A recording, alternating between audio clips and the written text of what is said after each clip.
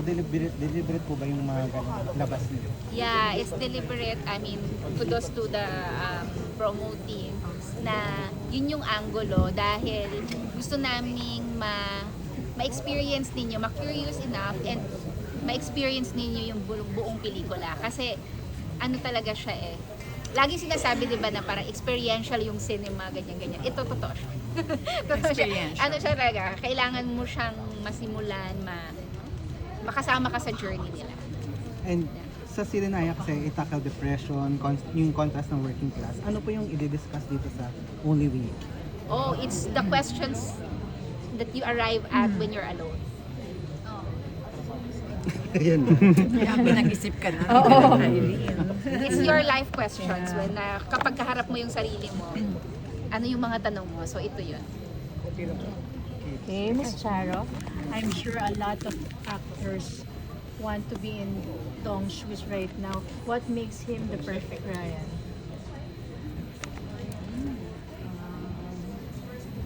Perfect actor to play Ryan character. I think he was the only actor considered for the role by Direk Irene from day one. And what was in Ding Dong that was eksakto na yun yung hinahanap mo dun sa role? It's ano kasi si Dong eh, he's a man's man. Kung mayroong girl's girl, he's a man's man. He's a perfect gentleman. Pero marami siyang yung depth andon. Oo. Kumbaga, sabi nga Ni Betty. ano siya, ayun. And of course, it's that character, yung quiet and ano, yeah, nag-i-exude sa kanya. Quiet but maraming bitbit. Ayun, okay. Doon naman sa role ni Miss Charo na si Betty. What makes her the perfect Betty? Betty is an English literature teacher. So, parang, of course, yung sabi nga ni Dong kanina dun sa isang couch na ano, Ma'am Charo has been parang teacher of life na siya. Kasi sa dami ng napagdaanan niya and experiences. So, she's the perfect Betty to bring yung what she has as a person and as an actor doon sa role. Siya yung only choice. Yeah. And sila na talaga from the beginning eh. So sila na talaga from the beginning. So it wasn't like a choice na ganun. Sila na yung nasa isip. Did you make a story with them? Yeah. Oh, wow. 7 years ago. 7 years ago when it was first pitched to us. So your reaction when you learned that kayo lang yung inisip para sa role na yun? Wala na. Oh, wow, para sa akin, as in, nasa parang bucket list ko yun. Balang araw sana makatrabaho ko si Ma'am Charo. Bucket list ka. Hindi, kasi di ba parang napakaya posibleng mangyari yun. Di ba parang? Yeah. And it happened.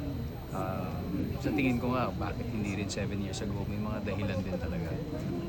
And I just feel that mas maging tama yung panahon ngayon para gawin natin.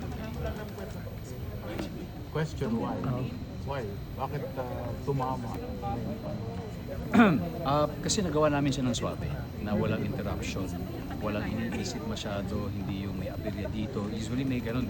Pero as in super smooth sailing ang ginawa namin mula umpisa. Gulat nga, tapos na.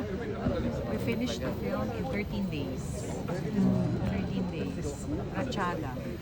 From morning to... yeah. I'd like to ask lang, kasi ang theme ng event is parang speed dating. So, who are Betty and Ryan?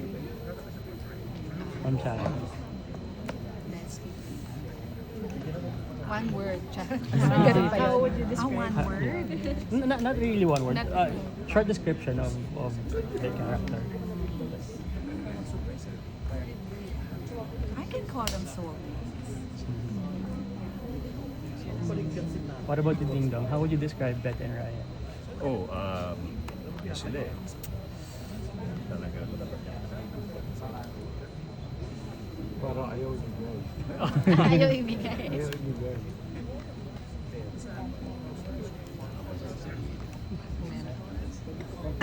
Mentor and mentee. Hindi. Teacher of life. Hindi. Parang kailangan nila ang isa't isa. At one point, Miss Chara, was there a Ryan in your life, in your personal life? Nagkaroon ba ng Ryan sa buhay mo? A younger man. A Ryan in your life? Nagkaroon po ba? Like, parang feeling mo Kahit soulmate hindi mo? younger. Yes Yeah. po. A soulmate? Pero younger. What about you, Dong? Nagkaroon ba ng Betty in your life na parang soulmate mo? You feel that this person, You needed Yeah, each maybe other. in some other forms. I mean, not to consider yung relationship, yung love angle. May sinabi ba? Wala naman yung ganong angle. Marami. Kasi si Betty kay Ryan is so much more than just love. But that's the most important element to it. There's so many more elements to it than just that. Dong, nung malaman ni Marian na si Ma'am Charo, makakapatay, anong reaction?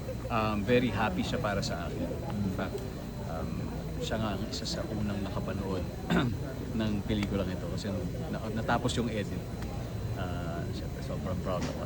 Sabi ko, pinanood ko sa kanya. And, sobrang nagustuhan niya at na-appreciate niya. Tinawagan niya kagad si Direk Irene para sinabi kailangan sana mapanood to ng mas maraming tao at kailangan sa sinihan talaga. So, ganun siya naniniwala sa pelikula. And when we met each other in a event, yeah, she personally told me she really liked me. Ma'am Chara, kumbaga this is your first time to work together. How do you work on your yung chemistry on screen? Siguro dahil we did a lot of preparation. Ang dami namin pag-uusap with Direk Irene. Parang even before we did our first day of filming, parang na-inhabit na namin yung character. So, Tungkulin ninyo kung ano yung kung ano yung hinihingi ng eksena, di ba, binibigay lang namin as characters. Ganun. Tapos tinitimpla na lang ni Direk. Si Direk na lang ang tumitimpla. dahil first time niyo po to work together, ang title po, Only We Know. Pwede po ba naming malaman kung ano yung only we know niyo sa bawat isa? Nung nakapagtrabaho kayo ng movie na Natapos na. so, nung natapos na siya. para we know na. Oh, parang yun na. Para yun Oh, Parang yung discoveries. para ano yung mga pwede namin i-reveal? Discovery. Discoveries to each Discovery. other. Discoveries Na si Ma'am about Charo pala, yeah. ganito, Si Ma'am Charo pala ay kalog.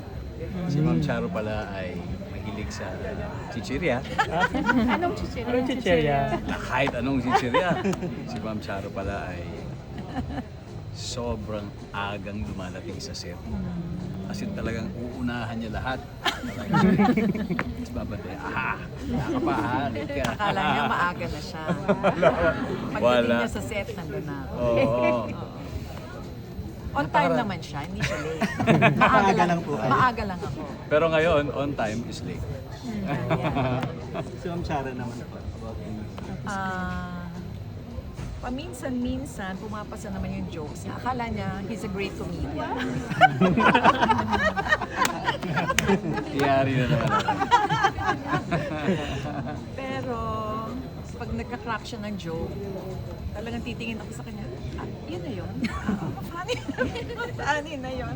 Pero hindi. Okay, last 1 minute for round number 4 of Direk, our it's speed your first time date. working together po. May mga eksena po ba doon na medyo na-awkward kayo or tipong emotionally challenging for you and how you handle it?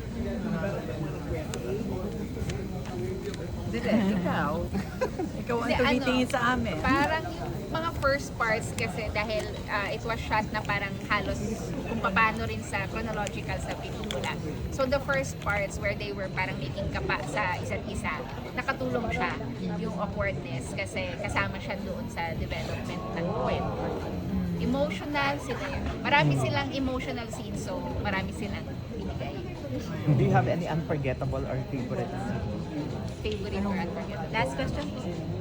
How may clues po? Unforgettable. Para abangan din po dun sa pelikula. Pero not giving too much about the scene.